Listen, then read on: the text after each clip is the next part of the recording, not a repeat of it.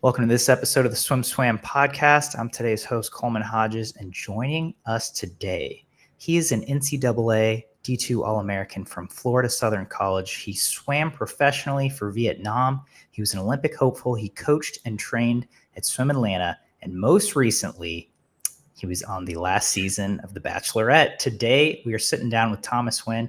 Thomas, thanks so much for being here. How's it going? It's going well, man. I appreciate you having me on the show. I'm a big fan.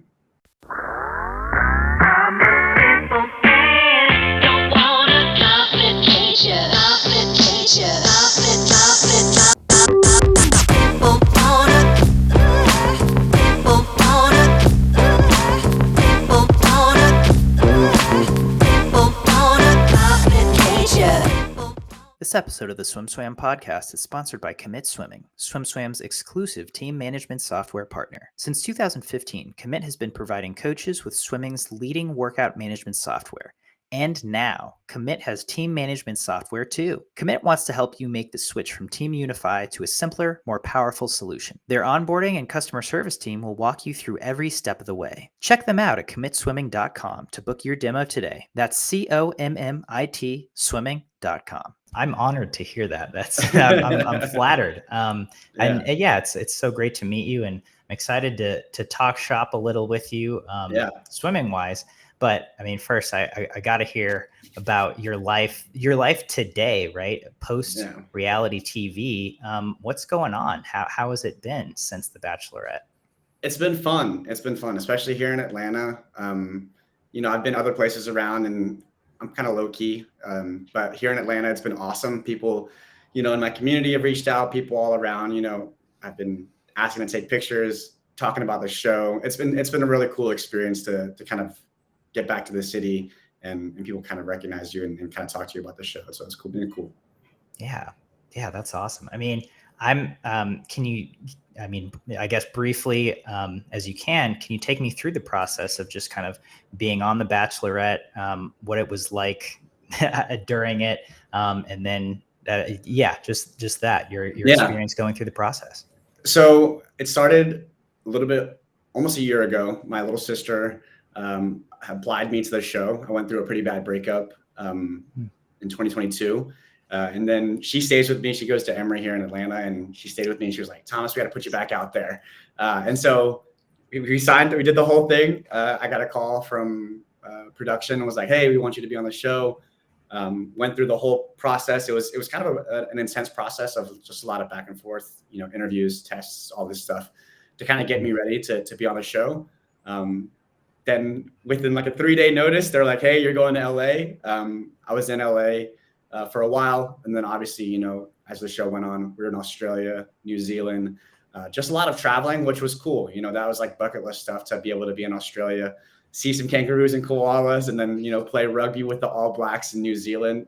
That's like stuff that you only dream of. So it was definitely a really, really cool experience. Yeah. In terms of it seems like such a hard format because you really have to make yourself stand out, right? And I mean, and you, I know on the first episode, just like the entry, you have the bracelets, and it's like, but it's like, how do you feel like you reacted to that part of the show? Just making yourself stand out in the crowd, which I guess is kind of the point of swimming. I guess you can relate to it in terms of trying to get your hand on the wall first. But how do you feel like you handled, just trying to be unique? Yeah, it was hard. I think from the moment that I knew that I was going to be on the show to when I walked out and met Jen, it was kind of a short period of time. So you have to like crunch this idea of like, what am I going to do that 24 other guys are potentially not going to do, or 20 seasons prior are not going to do, right? So it's hard to kind of find that thing that makes the most sense, right? And I knew that Jen was a big Swiftie, and friendship bracelets are a huge thing. And so I kind of wanted to work on that and then play a pun on my last name of the win-win situation. So it just kind of all happened all really, really quickly and organically. And I talked to my producer, and when we kind of went up with it, he was like, that is awesome. We need to go with that. So I found that out on Wednesday, and I met Jen on Thursday. So it was fun. Whoa. Yeah. I mean, that moves quickly, right? Yeah. Yeah. And then I guess just in terms of your takeaways from that experience, I mean, just moving forward, what do you think you are going to carry with you from this whole experience? Man, it's a life-changing experience. You know, I knew Robbie Hayes, who swam at Florida State. He was swimming with my brother there, and I kind of picked his Oh, brain when he was on it. He came off. I talked to him for a little bit, and he was just like, "Be open to anything. You know, just you're not gonna know what to expect." So I think I leaving that experience is like just being way more open-minded. You know, kind of having an observation of life that's you live in this bubble for 5, 6, 8 weeks or however long you're there, and then when you come out in the real world, you know, things aren't really at that level of intensity. So it's cool to kind of just get back into the regular life and just be open-minded to, you know, the people that you meet, the experiences that you have. Just, you know, you kind of take everything with a grain of salt when you kind of get back to regular life. yeah. That's great to hear. I mean, Yeah. it seems like a great takeaway, and I'm glad it was an overall positive experience. Of Yeah. course, I have to relate it to swimming. Did you feel like your swimming career helped you on the show in any way, aside from just it being one of the things that was said about you? Yeah, it's funny. It's funny. I was talking to someone about this the other day, and like the first rose ceremony, I'll never Mm. forget, you know, sitting there and like my heart is like beating like crazy. And I swam next to Ryan Murphy in 2016. I swam next to Tyler Clary after he won the gold medal in the 2016 Olympics in the 200 back. I swam next to Tyler Clary in the 200 backstroke in 2016. And waiting for the first rows, I was 10 times more nervous for that. And I think it's just something that you're so comfortable doing. Like I swam for 20 plus years. So like doing something where you're super comfortable in that and then going into an environment where you have no idea what's going on. That was like the craziest part for me is, you know, having that sense of like competitiveness, especially with 24 other guys that are all really good looking, really successful, you know, kind of go through their way through life that, you know, it's been different, you know, so comparing swimming to that, I'll never forget that first rose ceremony. You know, my heart was beating crazy out of my chest, 180 BPMs just standing still. So it was definitely pretty crazy. Yeah, no kidding. Let's take it back to your swimming career. Yeah. You swam in college. I'm assuming you swam in high school and even before that as well. Yeah.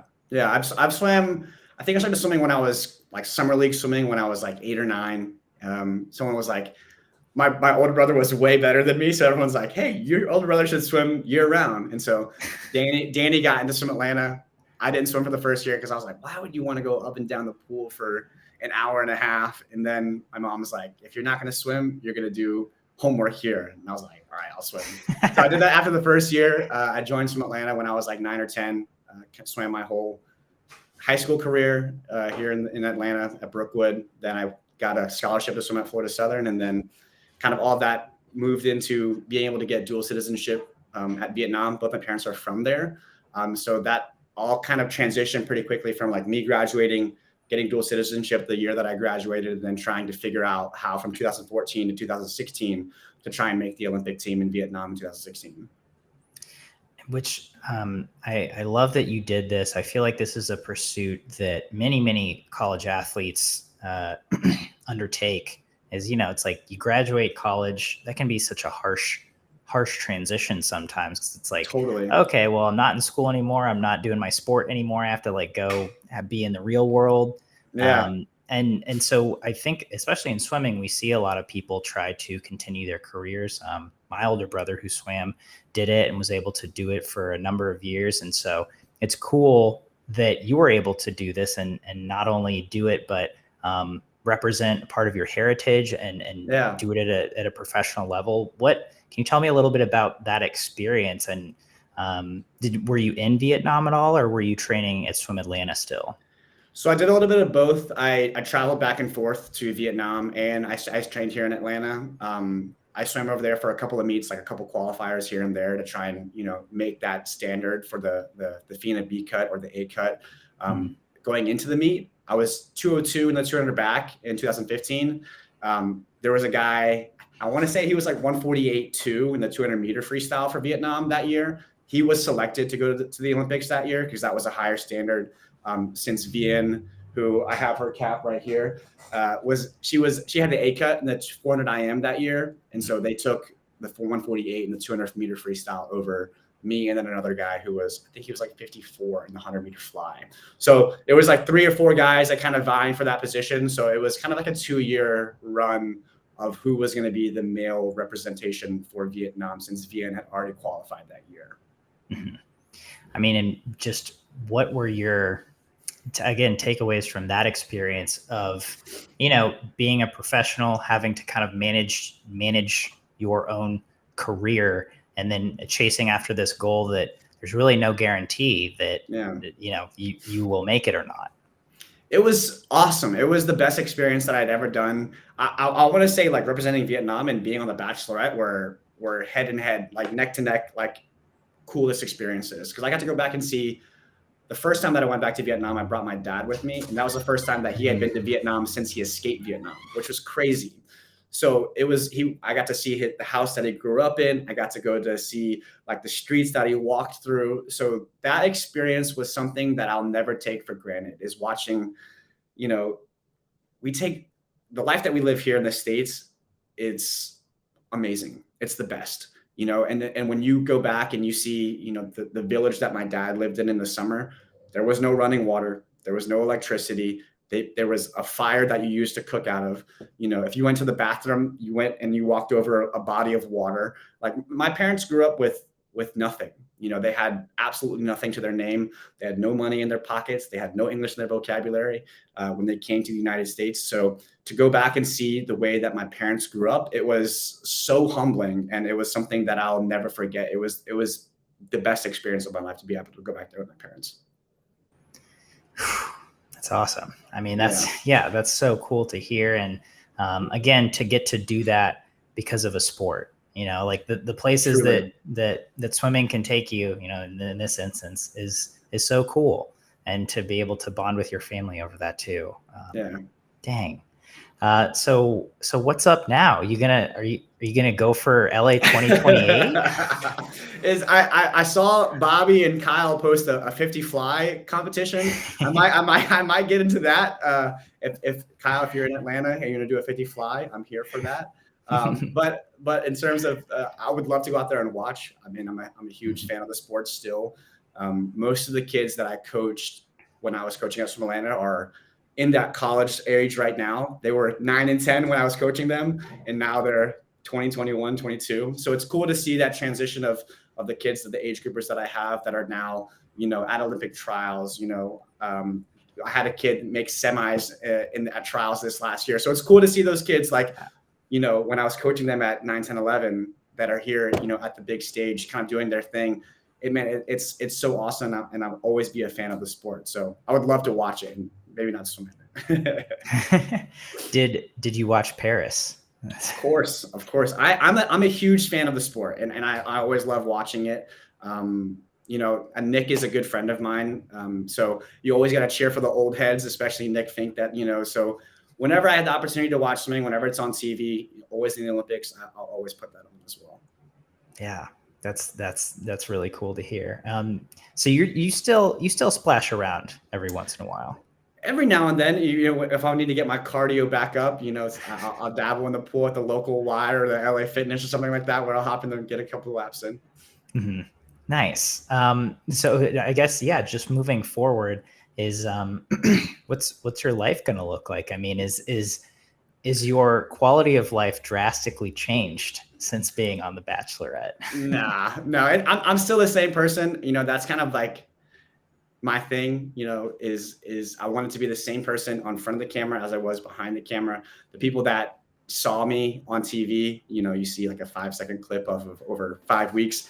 The people that know me and the people in the swimming community, you know, I've met a lot of people in my time as a coach. You know, I've been in the sport for 20 plus years. They know the kind of the guy that I am. So it's nothing's really changed. I'm still the same person. I'm still a fan of all the Olympians, just like everyone else is with swimming. So whenever I see an Olympian, I always get a little starstruck. So I'm the same person that I was before the show.